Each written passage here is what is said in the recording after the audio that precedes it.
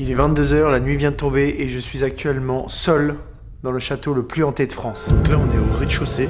Est-ce que vous avez envie que je parte? Chambre des poupées. Je suis vraiment dans le noir total.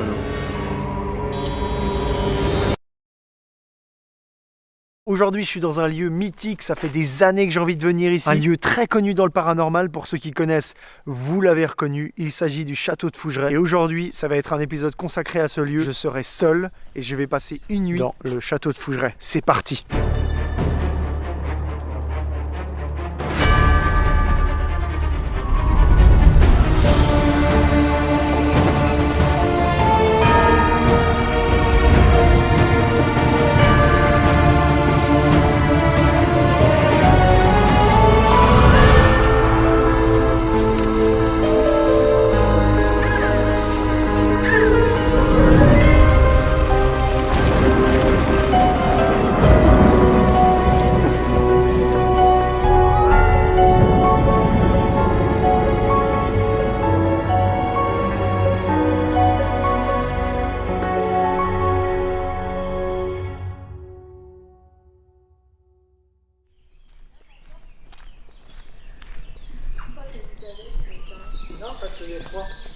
Ah salut, Bonjour. Bonjour. Julien, enchanté. Véronique, c'est ça? Bonjour. François. Bonsoir, enchanté Julien. C'est vrai que ça fait un moment que j'essaie de venir. Mais le lieu est beaucoup occupé, donc voilà, ça fait quoi, 2 ans presque? Ouais.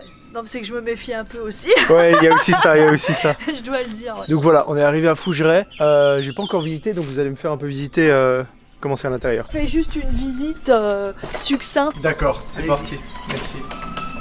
Alors l'entrée, Ouais. hein, donc on t'expliquera, il y a une subtilité là avec la porte, parce que si on t'explique pas la subtilité, tu peux rester dehors. Donc ça c'est notre salle à manger, donc là c'est un peu, je dirais, la pièce de vie. Ça c'est la cuisine. Ok.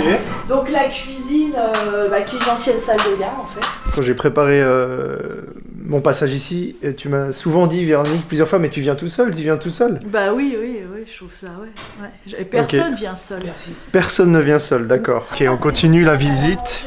Ça c'est le salon gothique. Donc le salon gothique, c'est là qu'on fait beaucoup de spiritisme. Le guéridon est encore en place d'ailleurs. Donc voilà, ils ont fait du guéridon hier et du Ouija, la Ouija. Alors l'escalier. Alors là par exemple, il y a une pièce. Ok. Bon, ça c'est un ancien bureau d'un homme très célèbre ici. Ça c'est la chambre des maîtres, donc la chambre où les propriétaires dormaient en fait, qui a été occupée cette nuit d'ailleurs. Ça c'est la salle de bain, mais c'était une ancienne chambre d'enfant là. Ça c'est le grand couloir qui dessert toutes les pièces, on est passé par le petit couloir parallèle. Il faut préciser qu'en fait il y a beaucoup d'histoires qui sont liées à cet endroit, mais tu veux pas forcément... Pas aujourd'hui, pas déjà, on verra ça. D'accord, pour pas me... t'influencer parce que sinon... Donc là on est dans une autre chambre. Donc chaque chambre a son histoire propre par contre. Là on est dans une autre chambre. Donc ça c'est une autre chambre encore. Là c'est pareil. Il y a une histoire bien particulière. Une autre. Donc ça c'est la chambre au portrait. Donc ce soir je peux dormir dans une de ces chambres? Celle que tu veux. Celle que je veux? Ouais. Il n'y en a pas une que tu me conseilles ou c'est selon le feeling ou... C'est selon le feeling. Après moi je veux pas... Si je te dis dors là, des fois on a ça... tu peux interpréter, tu vas pas essayer de faire du spiritisme tout seul. Non. Pourquoi?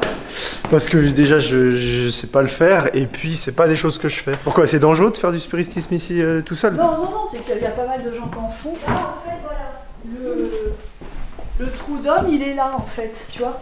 Il est juste sous la prise. D'accord. Là c'est les cryptes, donc là c'est l'aspect vraiment médiéval de Fougeray. Ici, moi j'aime bien les cryptes, c'est marrant, étonnamment, j'ai pas du tout peur d'aller là-dedans.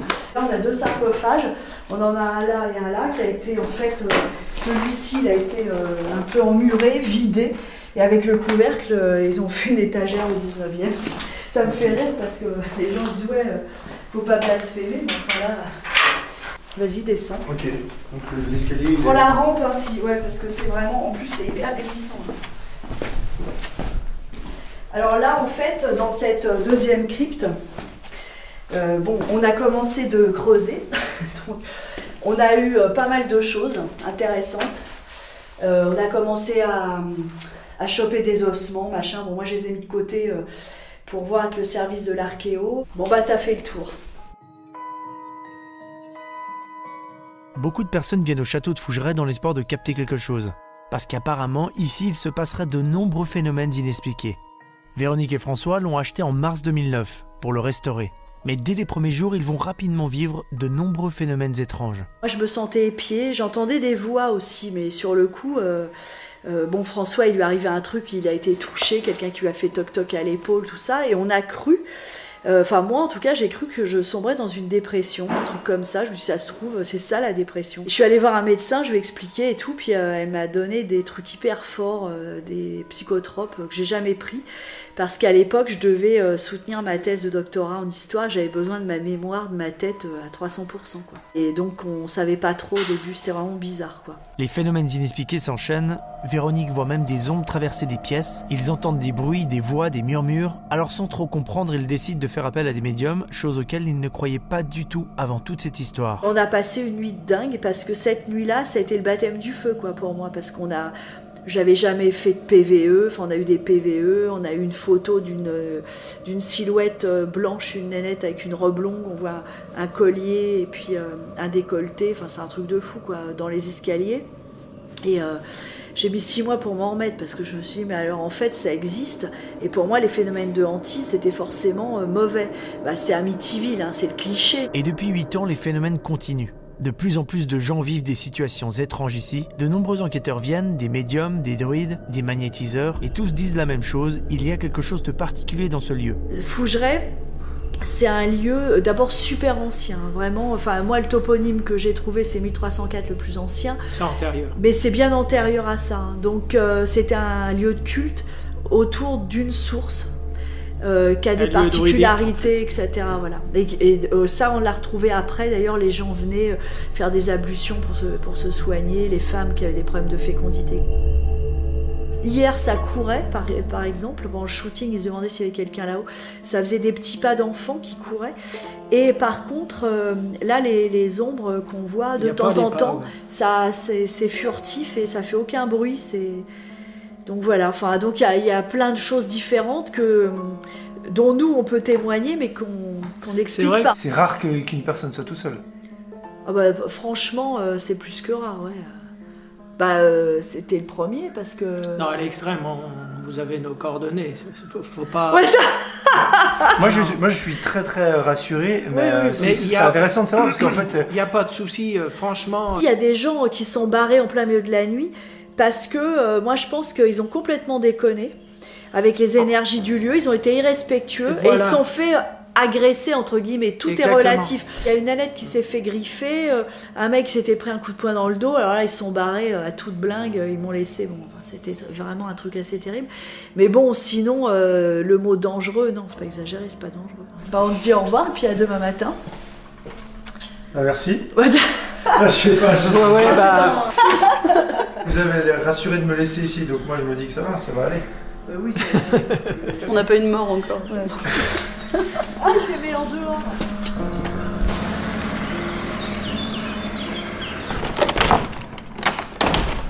Voilà, je suis tout seul à Fougeray. Véronique et François et leur fille viennent de partir. Donc elle m'a fait la présentation, on a discuté un peu, comme vous avez pu voir. Je vais vivre tout seul l'expérience. Je suis apparemment le premier à venir tout seul une journée et une nuit. J'entends des choses, mais je pense que c'est dehors. Pour l'instant, je vous parle un peu comme ça, hein, mais pour l'instant, je me sens très très bien. Je trouve que le lieu est magnifique. Et moi, je trouve ça accueillant. Si ce n'est que j'ai constamment la chair de poule, mais réellement. Hein. J'ai froid, c'est... Regardez. Je sais pas si on voit. Bon, voilà. Véronique m'a pas dit quelle pièce était la plus intéressante pour faire... pour communiquer ou sentir quelque chose. Donc, j'ai aucune idée de la pièce... laquelle choisir. J'aurais dû regarder toutes ces vidéos et ces reportages sur Fougeray avant de venir, mais je voulais pas être spoilé.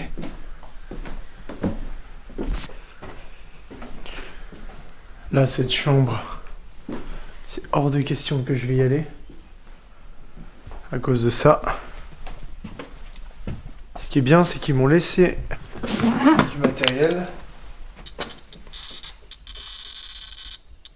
Les ondes GSM de mon téléphone qui activent le mode avion.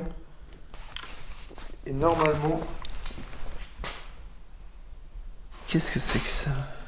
Les photos qui ont été prises ici apparemment. On voit comme une silhouette noire.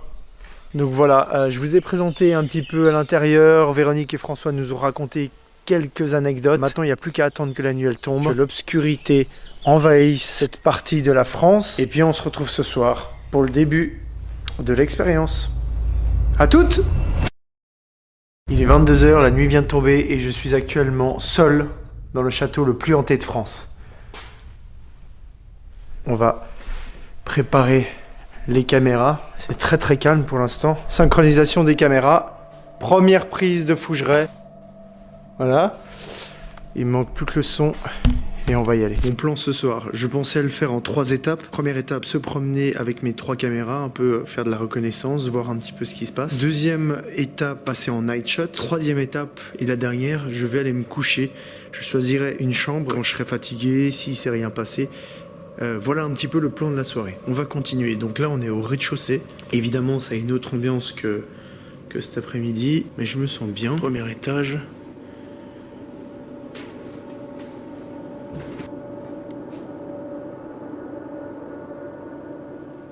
Est-ce qu'il y a quelqu'un ce soir avec moi qui voudrait communiquer, parler?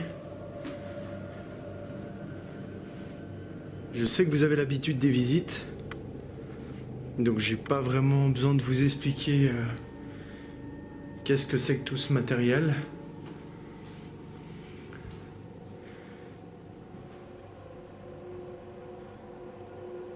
Est-ce que vous avez envie que je parte, que je reste ici? Merde.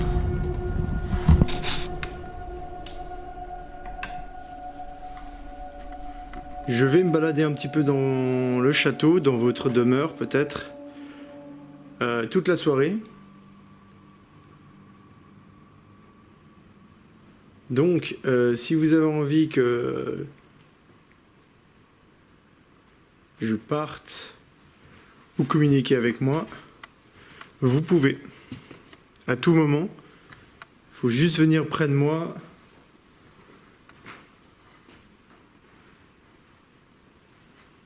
Premier étage. Plutôt très calme en tout cas. Moi, j'entends rien en direct de mon casque.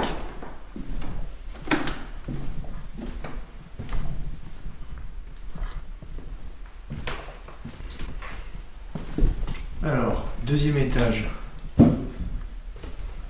Bonsoir.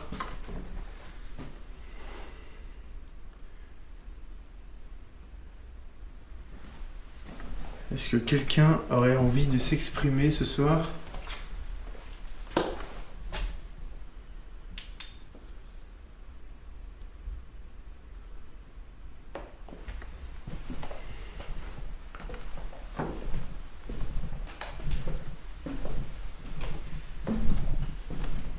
Faut se méfier parce qu'avec tous les miroirs et tous les cadres, il y a des espèces de jeux de lumière qui reflètent contre les murs avec mes lampes de poche. Donc faut pas que je me fasse avoir. Est-ce que vous avez envie de communiquer et de dire quelque chose? J'entends les grenouilles dehors.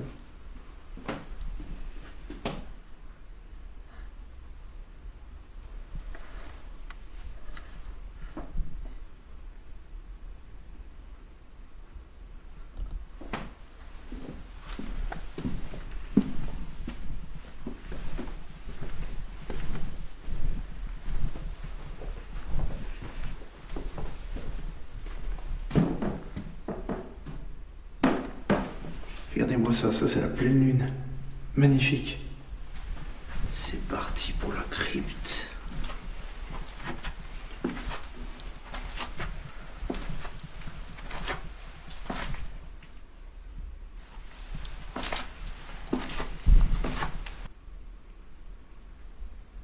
Est-ce qu'il y a quelqu'un ce soir avec moi?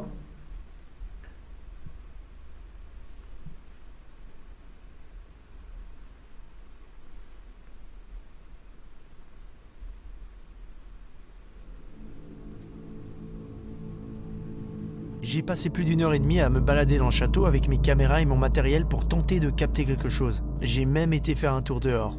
C'est resté très calme, hormis 3 choses. La première a été un petit coup faible après une question. Approcher du petit appareil noir que j'ai posé sur le meuble.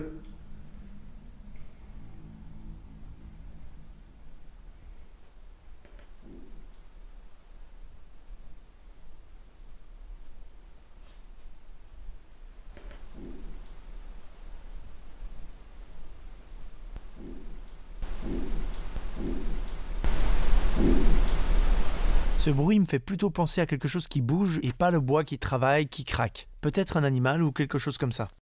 Après, ma caméra elle s'est éteinte, sans raison, juste après avoir demandé si ma présence dérangeait. Est-ce que vous voulez que je parte ?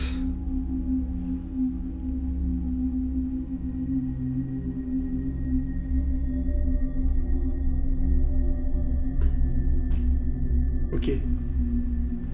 Ma caméra principale vient de s'éteindre. C'est pas normal. J'ai cru qu'elle avait plus de batterie, donc au début je me suis dit c'est pas grave. Mais quand là, elle a encore 35% de batterie. Et généralement elle s'arrête quand elle a 5% de batterie, même 1% de batterie. C'est un Sony hein, A7S. Bon, ça peut être le hasard. La troisième et dernière chose que j'ai entendue pendant cette étape, comme si quelqu'un se déplaçait doucement quelque part dans le château.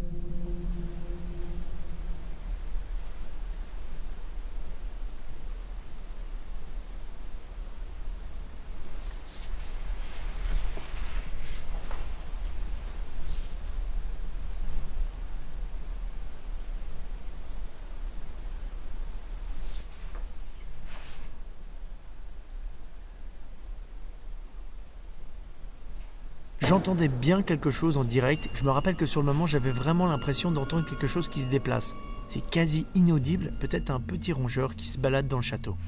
Ce sont des petits événements donc je décide de passer à l'étape 2 et poursuivre ma chasse sans lumière, dans le noir total avec des lampes infrarouges en mode night shot.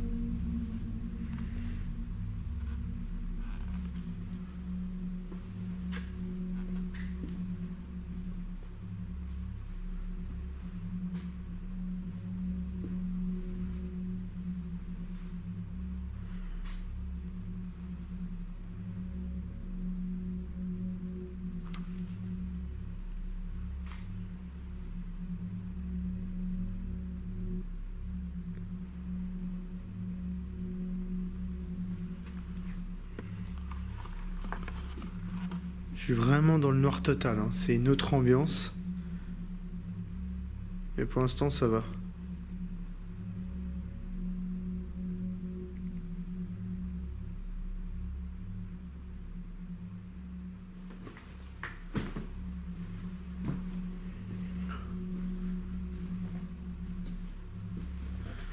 Je pensais installer l'enregistreur dans cette chambre-là.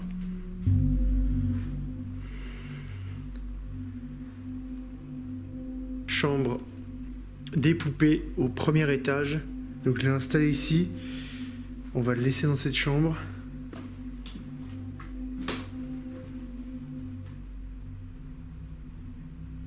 Je pensais qu'il allait y avoir beaucoup plus de bruit, de rats, de chauves-souris.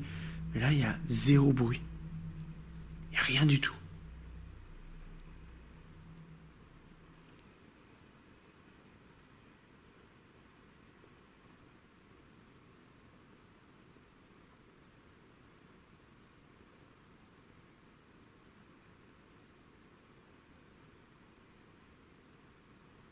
C'est incroyable comme c'est calme, putain.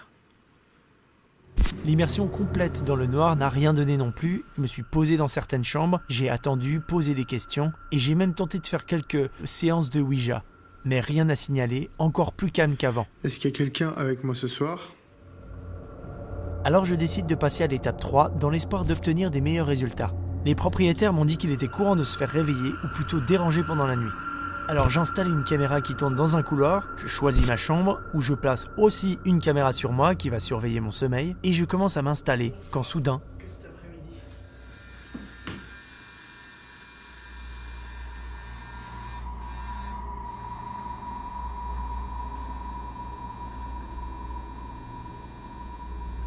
le détecteur EMF que j'ai mis à côté de moi sur la table de nuit s'excite tout seul. Est-ce qu'il y a quelqu'un avec moi ce soir?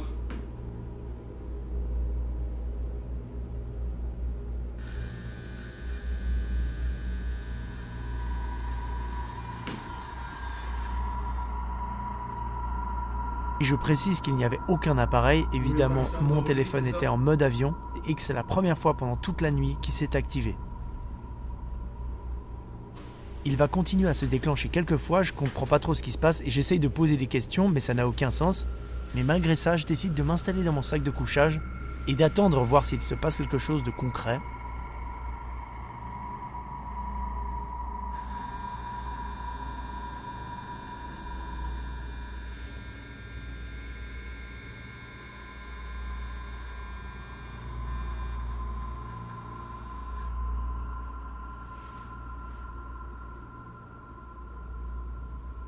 Est-ce qu'il y a quelqu'un avec moi ce soir?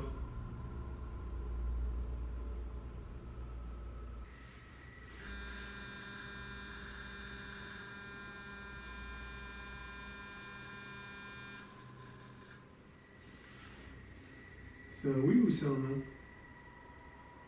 Activez l'appareil si vous voulez que je sorte de la chambre.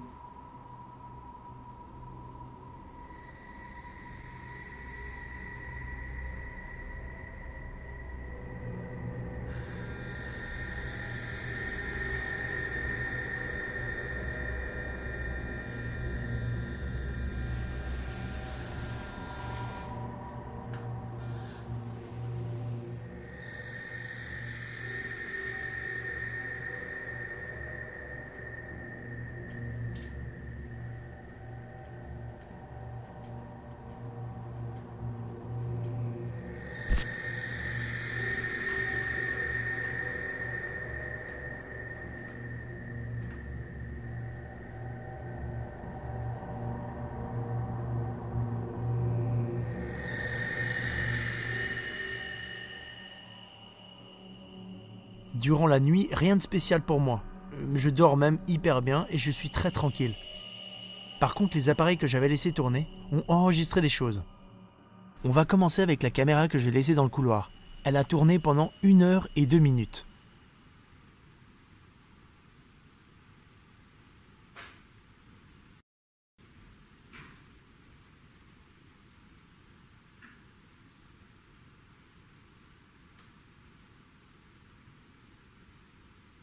Pour le magnétophone que j'ai laissé au premier étage, lui aussi a enregistré des bruits, peut-être dus au bois qui travaille.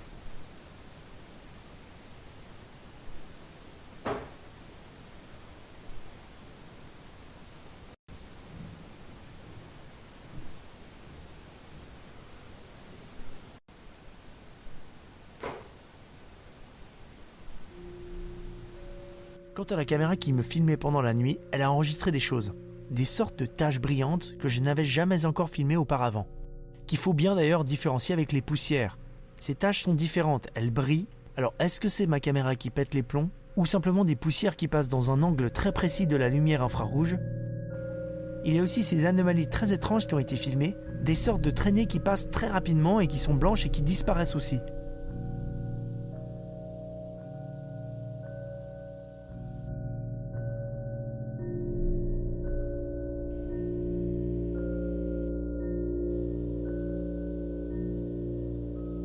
Elle a aussi enregistré des sons très durs à distinguer à l'oreille, mais on entend clairement plein de petits sons qui se sont enregistrés pendant toute la nuit.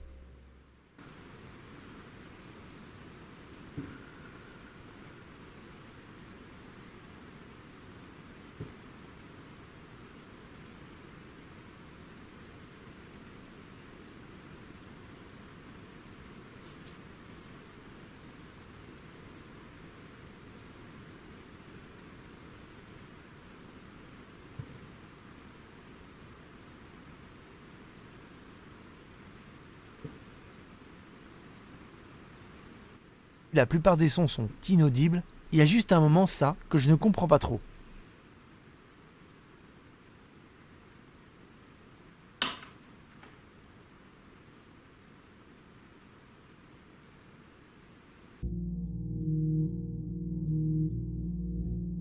Il est 8 heures.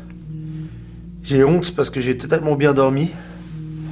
La nuit était très tranquille. Il y a quelques fois le détecteur EMF, on l'a vu, qui s'est déclenché. Rien de spécial. Je suis en train de réfléchir si j'ai entendu des bruits, je crois pas. Mais j'ai bien dormi en tout cas. Il y avait cette caméra qui me filmait pendant la nuit. Tac. Voilà, une caméra que j'ai laissé tourner pendant quelques heures la nuit. Vanessa m'avait dit des fois c'est hyper actif. Et ouais, puis des fois, exactement. Merci beaucoup Bon bah Véronique. Julien, au revoir. Merci François, à bientôt. Salut. Merci beaucoup et merci à Fougeret.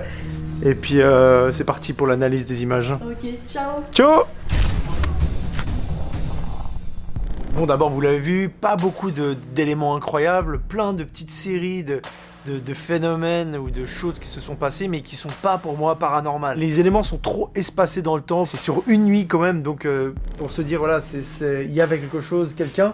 Même si, j'avoue que c'était étrange, hein. Ça, moi je l'ai vécu, c'était particulier. Les premières taches, ce sont sûrement des poussières, mais les taches blanches, c'est vraiment bizarre. Est-ce que c'est une anomalie, encore une fois, de ma caméra? J'ai jamais vu ça ailleurs, et j'ai eu ça que pendant 2 fois dans la nuit. Est-ce que c'est un insecte? J'y crois pas, et en plus de ça, il y avait pas de moustiques, il faisait encore trop froid. Il y a eu plein de petites choses, des passages de poussière devant mon objectif, des jeux de lumière, il y a aussi une sorte dehors de fumée, qui passe devant la caméra. Ça c'est pas du tout paranormal, c'est ma condensation quand je respire. Ça m'arrive tellement de fois sur des tournages où je filme, je me tourne et je vois cette genre de fumée. Quand je suis dans le château, ça me fait aussi de la condensation, dans les cryptes. Il y a des éléments que j'ai pas mis en avant dans l'épisode et qui sont vraiment étranges. Ce sont pendant la visite avec Véronique, au tout début quand je suis arrivé en fin de matinée, il y a des sortes de sons qui s'impriment comme ça en même temps qu'on parle. Donc la plupart sont vraiment incompréhensible. Ou alors tu peux te dire ouais bah, c'est un bruit de chaussure, un bruit de... Mais il y en a un vraiment que j'ai pu isoler, enfin le seul qui s'entend plus ou moins bien et que je ne comprends pas,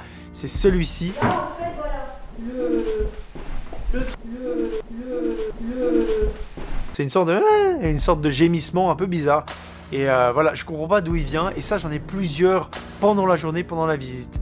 Il n'y a pas eu ça le soir, c'est très étrange. Ça ressemble plus à ce genre de phénomène qu'on a souvent, là, les PVE qui s'enregistrent sur les caméras. Il faut savoir que je lis pas mal de bouquins de vrais chasseurs de fantômes. Quand je dis vrai, c'est pas des gens comme moi avec des caméras qui s'improvisent, des gens qui ont fait ça depuis 10 ans, 20 ans. Et il y a plein de bouquins à aller chercher sur internet, des gens qui racontent un peu leur ressenti et leurs histoires par rapport à un monde invisible. La plupart du temps, les gens ils disent bah voilà, mais ça arrive jamais en une nuit, c'est plutôt sur plusieurs semaines, des ressentis, des petites choses, et il faut cumuler les preuves ou les expériences pour essayer de capter des choses. Et donc tout ça pour dire que je suis pas sûr que ce format-là d'aller une nuit dans un lieu hanté, essayer d'avoir des choses, soit la bonne formule. Peut-être qu'il faudrait que je travaille sur plusieurs semaines, plusieurs mois, mais ça demanderait encore plus de temps. Donc les épisodes, ils seraient encore plus longs à venir, parce que c'est pour ça qu'ils mettent du temps à venir, hein. C'est parce que je suis tout seul à travailler, à faire ça. Donc c'est un boulot monstrueux pour très peu de résultats et au final c'est peut-être pas forcément la bonne méthode. J'ai passé des nuits entières à écouter et à regarder tous ces rushs pour voir s'il n'y avait pas une voix ou une ombre quelque part et j'ai rien trouvé, mais j'ai fait ça tout seul donc ça se peut qu'un élément m'ait échappé. Donc s'il vous plaît, si vous avez vu un truc, si vous avez même une théorie ou une idée, peu importe, notez tout dans les commentaires, ça m'intéresse vraiment. Voilà, on en débat, etc. Encore merci au château de Fougeret de m'avoir accueilli pendant une nuit. Et merci à vous d'avoir regardé cet épisode. Je vous remercie vraiment parce que c'est un taf de malade mental. À bientôt pour un nouvel épisode de Fantasma dans un nouveau lieu ou alors pour une nouvelle vidéo complètement différente. Ciao!